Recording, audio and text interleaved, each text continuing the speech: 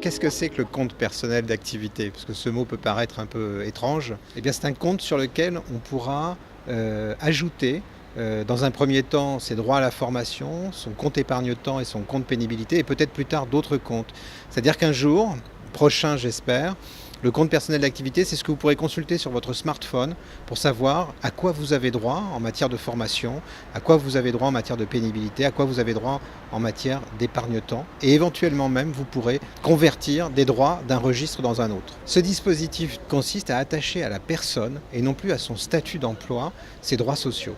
On commence avec un certain nombre de droits qui sont la formation, la pénibilité et le compte épargne-temps. Mais demain, on pourrait voir attacher à ce compte les droits sociaux à la santé, les droits à la retraite, toutes sortes de couvertures de risques sociaux. Jusqu'ici, la protection sociale, elle s'est construite autour de la relation d'emploi. On protégeait les gens en tant que salariés et leurs ayants droit en tant qu'ayants droit d'un salarié.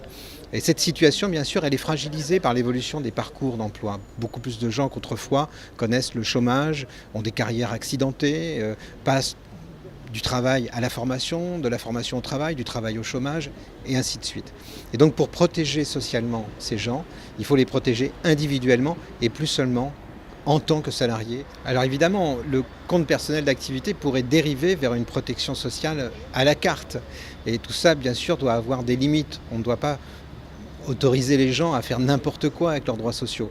Imaginons que dans 20 ans, le compte personnel d'activité réunisse tous les droits sociaux des personnes. On ne pourra pas autoriser une personne de 30 ans à sacrifier ses droits à la santé pour faire de la formation ou à sacrifier l'entièreté de ses droits à la retraite pour prendre des congés.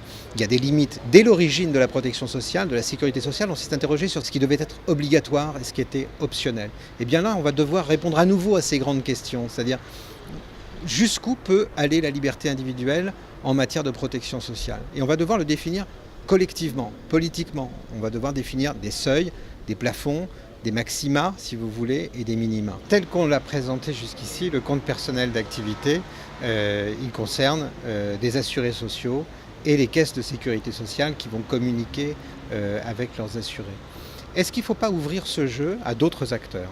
Il faut réfléchir à tout ça, bien sûr, parce qu'il y a des enjeux de vie privée, d'informations très personnelles sur un compte personnel d'activité, surtout s'il est étendu.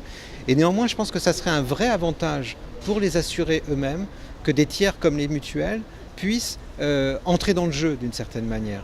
Entrer dans le jeu pour faire des propositions plus adaptées, plus individualisées à leurs adhérents, pour mieux les connaître, pour mieux communiquer avec eux.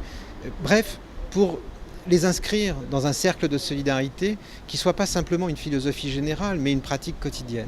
Et donc je pense qu'il va falloir réfléchir aux conditions auxquelles on peut ouvrir le compte personnel d'activité à des tiers qui feront des offres pertinentes dans l'intérêt des assurés.